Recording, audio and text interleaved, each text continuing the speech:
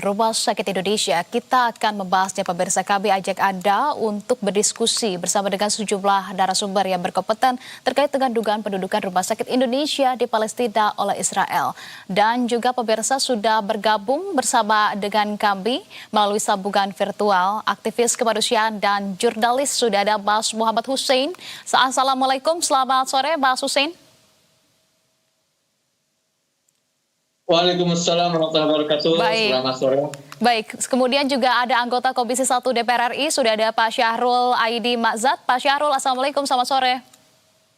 Selamat sore Mbak, Assalamualaikum warahmatullahi wabarakatuh. Waalaikumsalam, dan juga sudah ada pengamat internasional, hubungan internasional, Pak Agung Nurwijoyo. Pak Agung, selamat sore. Selamat sore Mbak Nisa. Baik, kalau begitu ini sudah lengkap narasumber semuanya. Saya ingin langsung saja menuju ke Mas Hussein, mungkin yang bisa juga menggambarkan kondisi di sana. Sebetulnya Mas Hussein kalau melihat dan juga pernah berada di sana di Palestina, tentu melihat seperti apa perjuangan, kemudian juga untuk mendirikan Rumah Sakit Indonesia di sana.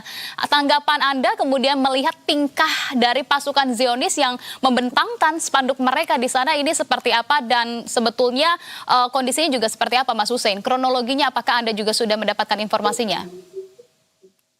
Ya, jadi pertama memang rumah sakit ini rumah sakit yang murni dibangun dari dana masyarakat Indonesia. Saya salah satu orang yang mengawali juga pembangunan tersebut tahun 2011. Dan tahun 2018 itu pernah saya juga memposting dari sumber Ibrani bahwa Israel pernah memasukkan Rumah Sakit Indonesia ini dalam simulasi perang darat mereka. Artinya mereka sudah memang berencana menguasai rumah sakit ini sejak jauh hari sebelum hari ini. Nah, namun dan itu semua dilakukan tidak hanya sekarang ya. Sekali lagi bahwa Rumah Sakit Indonesia ini dibajak oleh Israel itu tidak hanya sekarang, tapi berkali-kali sejak 2023. Artinya sudah dalam 3 tahun terakhir. Namun yang ingin saya tegaskan di sini, kita jangan hanya fokus pada mereka menggantungkan tulisan bahasa Ibrani itu ya dari ayat Taurat. Tapi fokus kita itu adalah bagaimana mereka berani-berani kembali mengulangi usaha mereka mengusir tim medis, mengusir pasien, dan menginjakkan kaki mereka dan mengubah rumah sakit yang merupakan ini adalah fasilitas umum. Mereka gunakan untuk menjadi markas militer mereka, dan ini dilakukan secara ilegal. Maka bagi saya ini adalah satu pesan yang jelas dan nyata kepada kita warga Indonesia bahwa memang Indonesia ini tidak memiliki satu nilai apapun, tidak memiliki wibawa di mata mereka, sehingga mereka berkali-kali menginjak-injak dan menghinakan wibawa Indonesia dengan cara menguasai dan merusak Rumah Sakit Indonesia yang dibangun oleh masyarakat Indonesia. Oke, kalau begitu saya juga ingin ke anggota Komisi 1 DPR RI begitu ya. Nah, kalau begitu Mas Ma'zat ini, tapi kalau kita lihat seperti yang disampaikan oleh Mas Hussein begitu ya, artinya Indonesia tidak memiliki kewibawaan, berkali-kali diinjak-injak oleh Israel, termasuk juga menduduki Rumah Sakit Indonesia di sana. Nah, sebetulnya kalau dari pemerintah sendiri maupun juga DPR melihat langkah ini, apa kemudian yang sudah diberikan langkah selanjutnya kepada Israel? Ya, kebetulan saya kemarin Mbak sebagai Ketua Badan Kerjasama Antar Parlemen di sidang IPU di Istanbul sudah menyampaikan bahayanya Israel ini.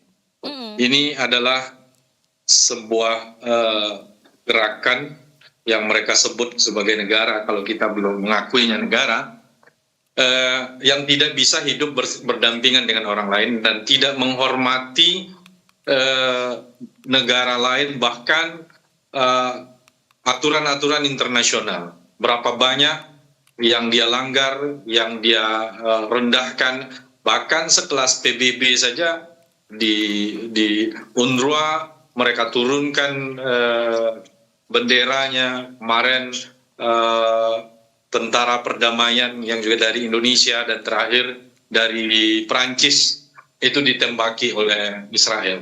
Ini adalah bangsa yang tidak mengetahui adab dan etika, dan ini harus kita kampanyekan bahwasanya ini Israel berbahaya bagi dunia, bahaya bagi kemanusiaan. Baik. Berapa banyak wartawan yang dia bunuh, rumah sakit yang dihancurkan. Maka jangan pernah kita berpikir untuk bekerja sama dengan Israel. Dan kita mengajak negara-negara untuk menghentikan kerjasamanya dengan Israel. Alhamdulillah beberapa negara Eropa sekarang lagi mengusulkan, diantaranya Italia, Spanyol, kemudian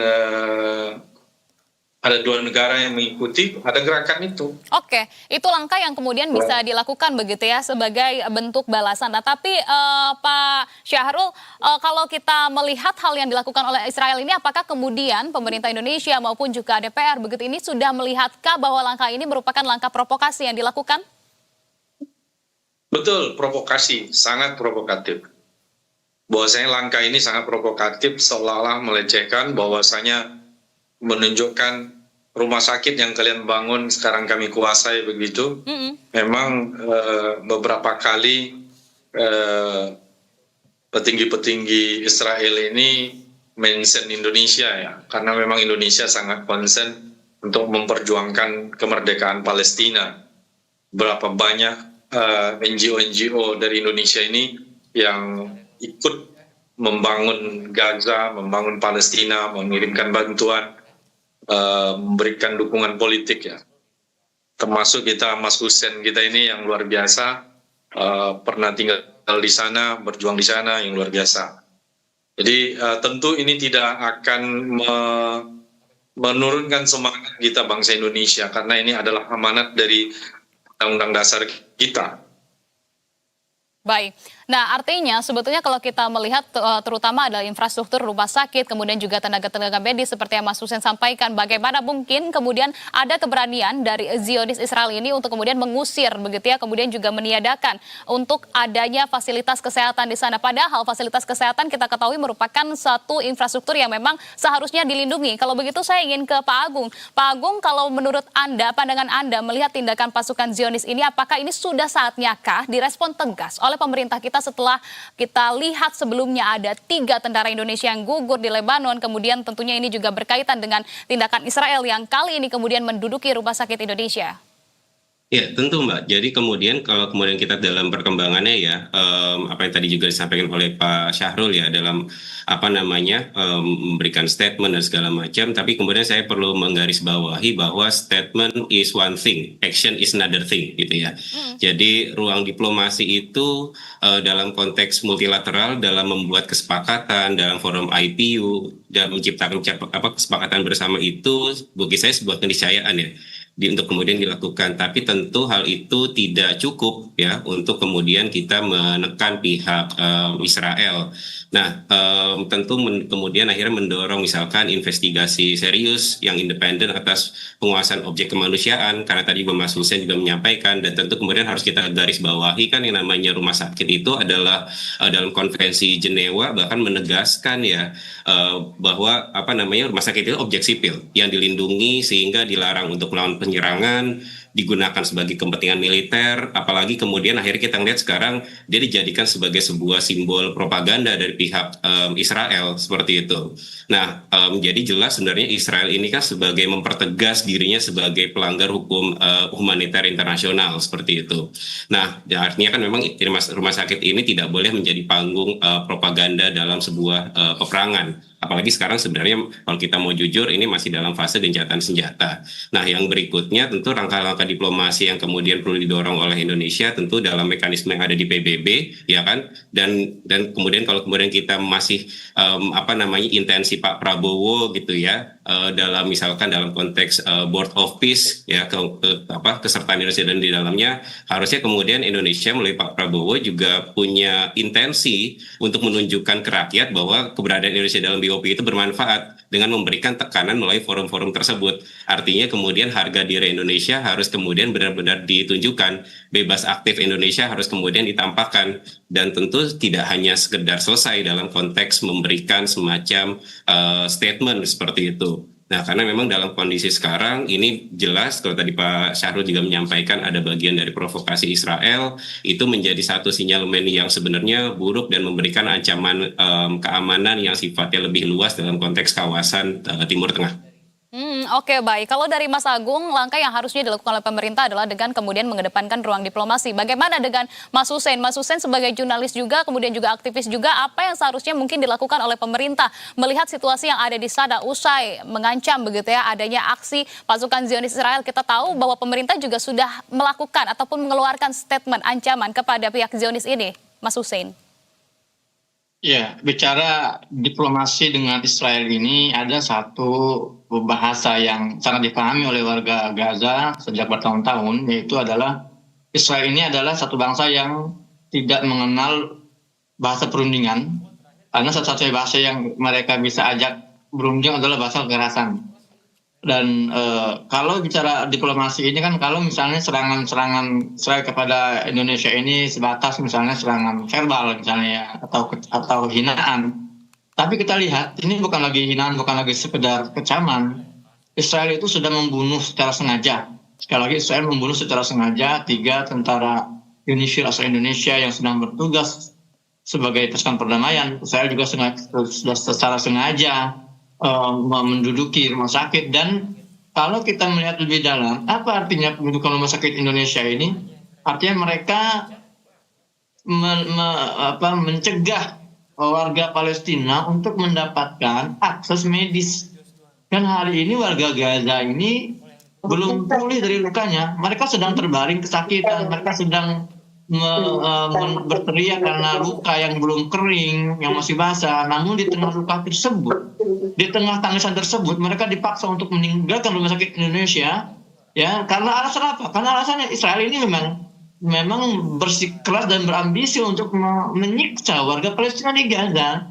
Maka dari itu ini adalah satu hal yang tidak, menurut saya sudah tidak bisa lagi hanya diselesaikan dengan diplomasi.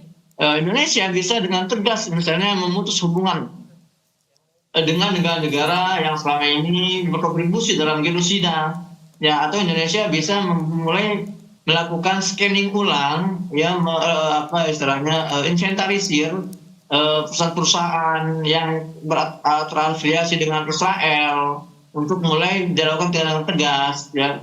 Proses boykot yang telah dilakukan oleh umat sipil Indonesia ini bisa mulai dilirik oleh pemerintah sebagai salah satu jalur alternatif, bahkan jalur utama untuk memberikan tekanan kepada Israel. Ya, dan jangan lupa banyak juga yang saya temukan laporan dari teman-teman kami di tempat-tempat di Indonesia, banyak wisatawan yang memiliki 2 kewarganegaraan, di antaranya itu mereka punya warga negara Israel, mereka masuk ke Indonesia, mereka berliburan di situ, mereka membangun properti di situ meskipun dengan menggunakan paspor lain. Itu pun juga sebetulnya kalau pemerintah kita serius, itu bisa dicari, itu bisa istilahnya di sweeping. Itu salah satu yang bisa kita lakukan agar Israel itu juga mendapatkan pesan dari kita. Kami ini bangsa yang memiliki marwah, kami ini bangsa yang berdaulat, kami bangsa yang memiliki wibawa. Maka dari itu kata-kata kecaman, kemudian kata-kata istilahnya amarah, statement itu tidak akan berpengaruh sama sekali kecuali ada tindakan tegas dari masyarakat Indonesia, baik pemerintah maupun sipil, agar memberikan efek jerak terhadap Zionis Israel.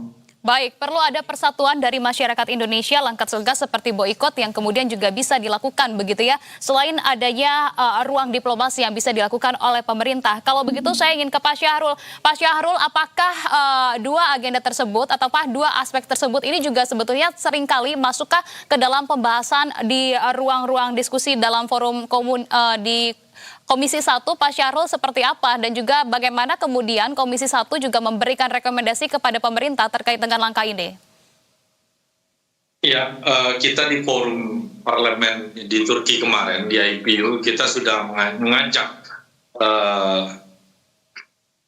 IPU, International Parliamentary Union, untuk berani memberikan hukuman kepada Israel yang telah melanggar hukum-hukum internasional, yang melanggar hak asasi manusia, banyak sekali mempermalukan PBB, lembaga-lembaga yang PBB, bahkan utusan PBB yang mereka bunuh, kemudian media, dan semuanya itu adalah bentuk pelanggaran-pelanggaran yang dilakukan Israel. Tetapi saya katakan di forum tersebut kita diam. Bahkan beberapa negara mendiskusikan tentang solusi dua negara. Saya mengatakan kita sepakat tentang solusi dua negara, tetapi Israel dengan apa yang mereka lakukan tidak sepakat dengan apa yang kemudian kita diskusikan. Cuma kita berani tidak menekan Israel untuk patuh dan memberikan hukuman kepada mereka. Permasalahannya sekarang itu adalah Israel ini di backup oleh Amerika, dan Amerika di pemerintahan Donald Trump ini khususnya adalah sangat full power untuk memberikan dukungan kepada Israel, meskipun Israel melakukan pelanggaran terhadap hukum internasional. Oke, baik. Kalau begitu saya ingin ke Pak Agung. Pak Agung, ini menarik begitu ya, ketika memang pemerintah pun maupun juga dari DPR begitu ya, ini sudah mendorong langkah untuk kemudian berani memberikan hukuman kepada Israel. Pertanyaan selanjutnya, bisakah dibalik backingan yang dimiliki oleh Israel adalah Amerika Serikat? Lantas mandat yang mana? Siapa yang kemudian bisa melakukan penekanan terhadap Israel? Menurut Anda, analisa Anda seperti apa, Pak Agung? Ya, dalam konteks ini kan dunia tidak berada dalam ruang yang sifatnya vakum ya Mbak ya. Yang perlu kemudian kita lihat bahwa dunia hari ini pun sudah berubah. Bagaimana kemudian pola untuk melihat keberadaan Israel pun sebagai sebuah negara yang melakukan genosida, politik apartheid gitu ya, terhadap Palestina, termasuk juga memberikan ancaman yang lebih luas terhadap kawasan. Ini sesuatu hal yang sudah terang benderang gitu ya, apalagi dalam konteks dalam beberapa waktu tahun terakhir yang paling kencang juga dalam konteks pelanggaran terhadap hukum-hukum humaniter internasional. Artinya dunia internasional sebenarnya sekarang sudah jauh lebih gamblang untuk melihat apa yang kemudian dilakukan oleh Israel seperti itu. Nah, kemudian yang berikutnya, kalau begitu memang akhirnya kan Indonesia sebenarnya tidak bergerak sendiri ya. Apalagi kemudian kita melihat bahwa kekuatan dan cara Eropa bahkan untuk melihat Israel juga sedikit banyak sudah mengalami perubahan juga ya.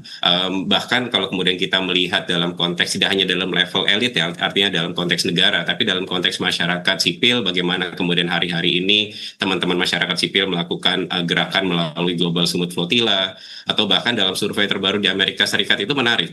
Data Pew Research itu menunjukkan bahwa 2/3 masyarakat Amerika Serikat itu menganggap bahwa hubungan yang dibangun oleh Amerika Serikat di era Donald Trump dengan Israel itu tidak menguntungkan Amerika Serikat. Nah, jadi ini ada realitas publik yang sekarang saya pikir sudah mengalami transformasi yang begitu signifikan.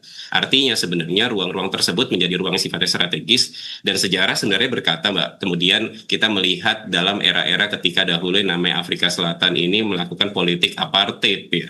Afrika Selatan tidak ada genosida, tapi ada politik apartheid. Tapi bagaimana kemudian dunia internasional bisa mengisolasi sebuah negara namanya Afrika Selatan di tahun itu lewat berbagai macam jalur. Nah, dalam konteks Israel, hal itu yang kemudian harusnya bisa didorong, terutama juga oleh Indonesia juga dalam hal ini melalui kitab pelopor Konferensi Asia Afrika. Jangan lupa, ini 71 tahun KAA yang kemudian harus menjadi spirit yang begitu besar, Bandung Spirit dalam proses anti kolonialisme.